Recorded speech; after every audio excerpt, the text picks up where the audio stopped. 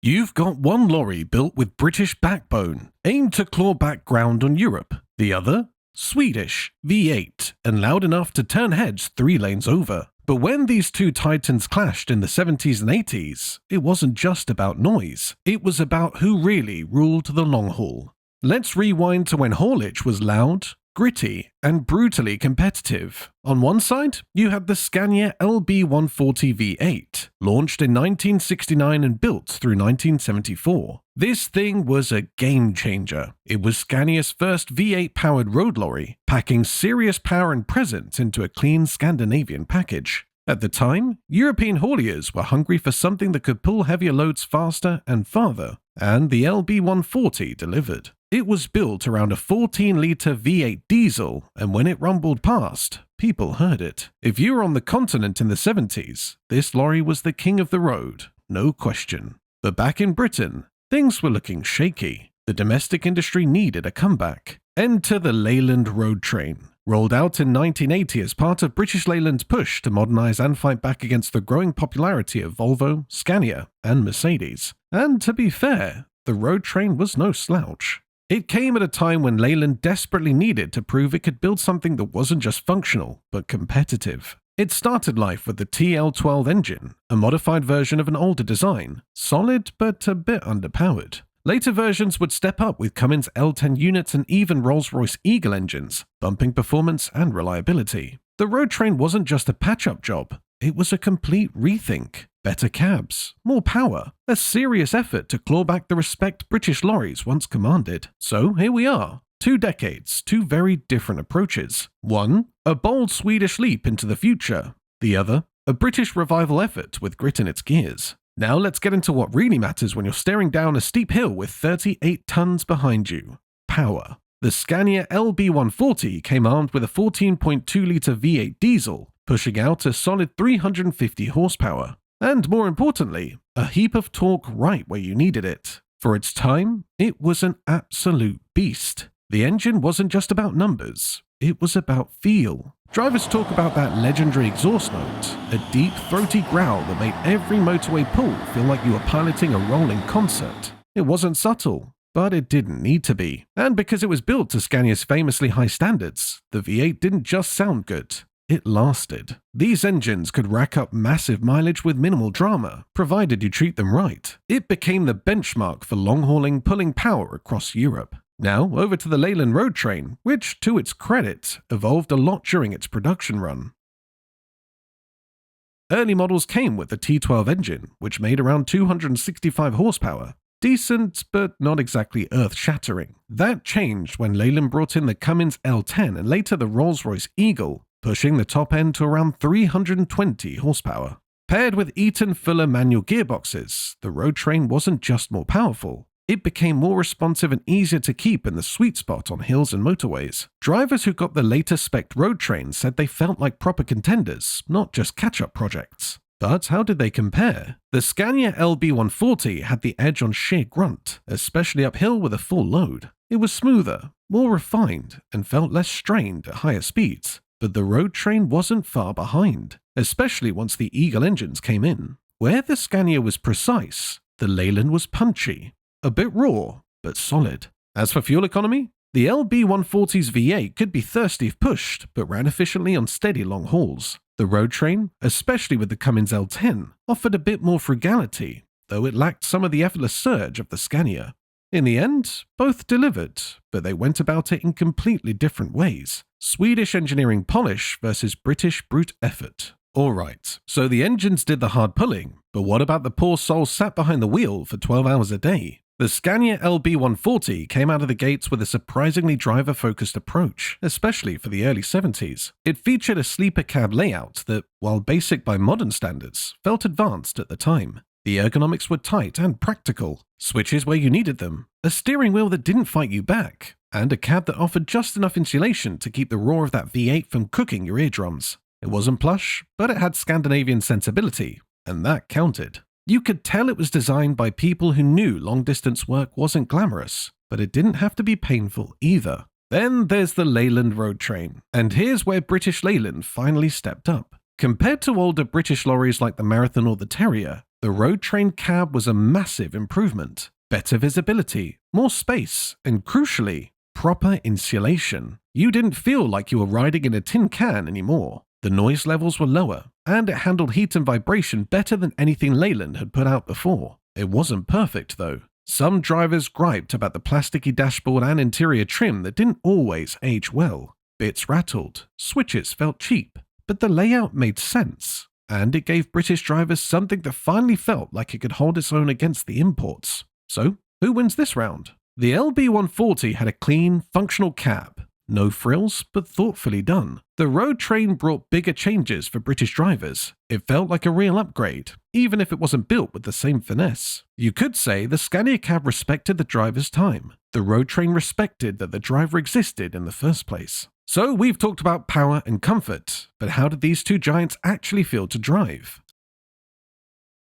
Let's start with the Scania LB140. One word that keeps coming up when drivers talk about it: stable. For a lorry from the early 70s, it had surprisingly good high-speed handling. The chassis was well balanced, the steering predictable, and even when fully loaded, it didn't bounce or fight you on the bends. And thanks to that smooth V8 and long gearing, motorway cruising felt controlled, almost relaxed. It was a proper driver's machine. Long haul, across Europe, bad roads, steep inclines, it handled it all with a kind of composed confidence. You weren't wrestling the wheel every mile. You were gliding. The Leyland Roadtrain, meanwhile, was a massive leap forward from what British drivers were used to. Compared to the older Leyland Marathon or even the AEC Mandator, the ride quality was worlds better. The suspension setup absorbed bumps without shaking your teeth out, and the new cab mounting reduced vibrations significantly. But it wasn't perfect. Some drivers found the handling a bit vague, especially at speed. The steering could feel loose on worn units, and the Roadtrain had a slightly taller, boxier stance that made it feel twitchier in high crosswinds. That said, on UK roads, shorter distances, variable surfaces, urban and rural mixes, the Roadtrain was comfortable and capable, especially with the right tyres and good maintenance. One retired haulier once said, "The Scania rode like a train on rails. The Roadtrain rode like, well, a road train. You just had to learn how to handle it." In short, the LB140 had finesse, designed for endurance and consistent, predictable behavior. The Roadtrain had heart, solid ride comfort and improved handling over its predecessors, but still very much a British lorry in feel. A bit more manual, a bit more personal. Right, so we know how they drove, but what about when they broke down? Because let's be honest, no lorry, no matter how well built, avoids the workshop forever. And that's where the long-term story really unfolds. The Scania LB140 had a strong reputation for reliability, especially if you looked after it properly. That 14.2-litre V8 could run for massive mileages if serviced regularly, and it was built with quality in mind. But here's the catch: it wasn't exactly cheap to maintain. Parts were available, but they weren't lying around every corner in the UK. And when you did need to get serious work done, you either paid for a dealer fix or knew someone who really understood Scania systems. The engine itself wasn't just big, it was complex for the time. And while that meant brilliant performance, it also meant you couldn't bodge your way through a repair on the side of the A1 with just a mallet and a prayer. Now compare that with the Leyland Roadtrain, and it's a different picture entirely. This lorry was built with British fleets in mind, and that meant easy access to parts, local servicing,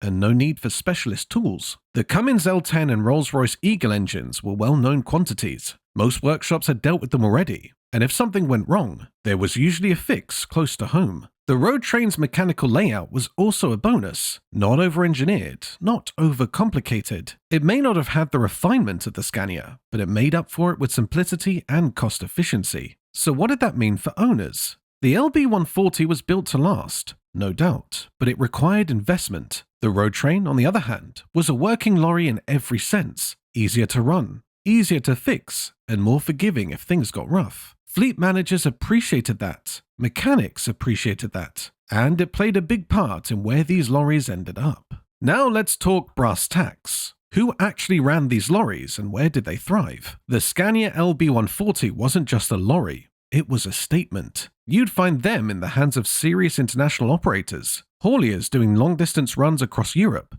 pushing mile after mile with tight deadlines and big loads. The LB140 fit perfectly into that world. It was powerful, comfortable by 70 standards, and built to survive endless autobahns and mountain passes. If you were running from Rotterdam to Milan with perishables or time-sensitive freight, the Scania was the tool for the job. It was also something of a status symbol. Fleets that ran LB140s weren't just moving goods. They were showing off a bit, and drivers often took pride in being assigned to one. It said you were trusted to do the tough jobs, and do them in style. Meanwhile, the Leyland Roadtrain was the workhorse of the British haulage scene. You'd find them on regional deliveries, council contracts, supermarket runs, and general freight all over the UK.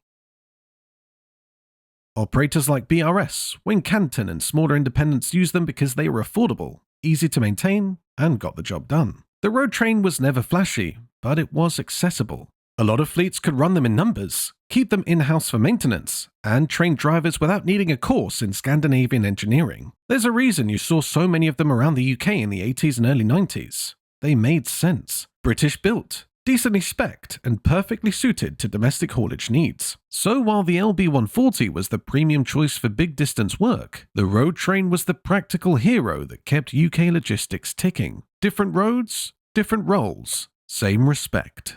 Now, long after the engines have cooled and the tachographs have been binned, what have these lorries left behind? Let's start with the Scania LB140 V8. This wasn't just a lorry. It was a legend. It became the first V8 road lorry Scania ever produced, and for a lot of drivers, it was the first time they realized a working vehicle could feel, well, special. The roar of that V8, the commanding stance, the clean Scandinavian design, it all left a mark.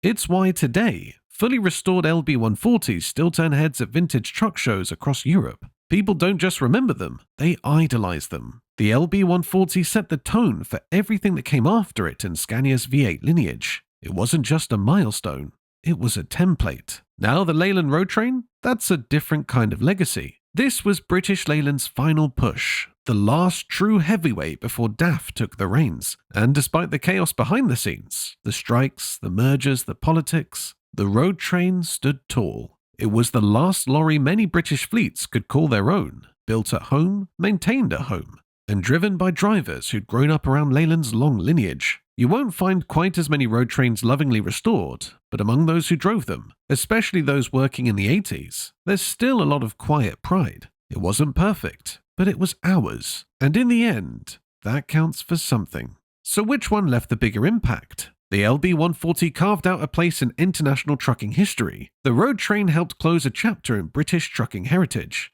Different roads, different endings, but both absolutely unforgettable.